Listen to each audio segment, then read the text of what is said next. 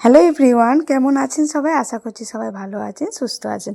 আমি প্রিয়াঙ্কা, প্রিয়ার প্রতিদিনের গল্পে অনেক অনেক স্বাগত। আর অনেক দিন পর আপনাদের সাথে একটা রেসিপি শেয়ার করছি, কিন্তু এই রেসিপিটার নাম আমি জানি না। সেটা কিন্তু আপনাদের সবাইকে সাজেস্ট করতে হবে।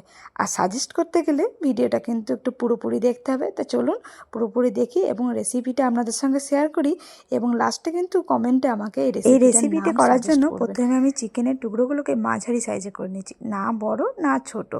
তারপর আমি দুরকমভাবে পেস্ট বানিয়েছি। একটা প্রথমেই যেটা দেখালাম, ক্যাপসিকাম, ধনেপাতা, কাঁচা লঙ্কা, কাজু আর একটু লেবুর রস দিয়ে পেস্টটা করে নিয়েছি।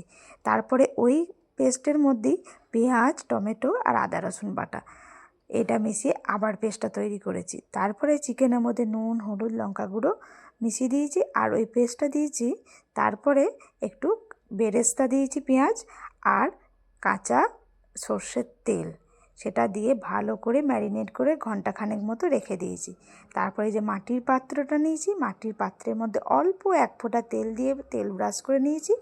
আর এদিকে আমি কলা পাতাগুলো কিন্তু আগে একটু সেঁকে নিয়েছি আগুনে। তারপরে এটাকে আমি ওই হাঁড়ির মধ্যে বসিয়েছি। এরা হাঁড়ির মধ্যে ছোটো ছোটো করে টুকরো করে যে দিকটা ফাঁকা আছে সেই দিকটা ভালো করে আমি সাইজ মতো কলা পাতাগুলোকে বসিয়ে দিচ্ছি। তারপরে চিকেনটাকে ঢেলে দেবো। চিকেনটাকে ঢেলে দেওয়ার পর তারপরে আবার ভালো করে কলা পাতাগুলোকে ঢাকা দিয়ে দেবো। দুটো তিনটে যা লাগে সেরকম মতো আমি কলা পাতা নিয়ে এটাকে ভালো করে কভার করে দেবো। পাতুরি করার সময় যেমনভাবে কলা পাতাগুলো সেঁকা হয় সেই রকমভাবেই একটু সেঁকে নিতে হবে, তাহলে ভালোভাবে সেট করা যাবে।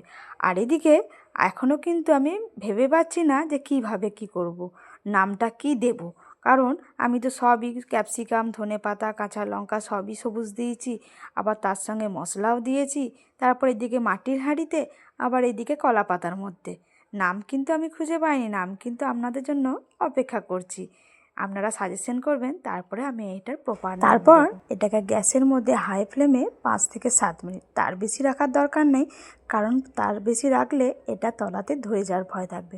ওই 5 থেকে 7 মিনিট হাই ফ্লেমে রাখার পর এটা কিন্তু লো ফ্লেমে আধ ঘন্টা মতো রাখতে হবে। যেহেতু ফ্রোজেন চিকেন সেহেতু আধ ঘন্টায় এনাফ, ফ্রোজেন না হলে সেটা কিন্তু 45 মিনিট সময় লাগবেই।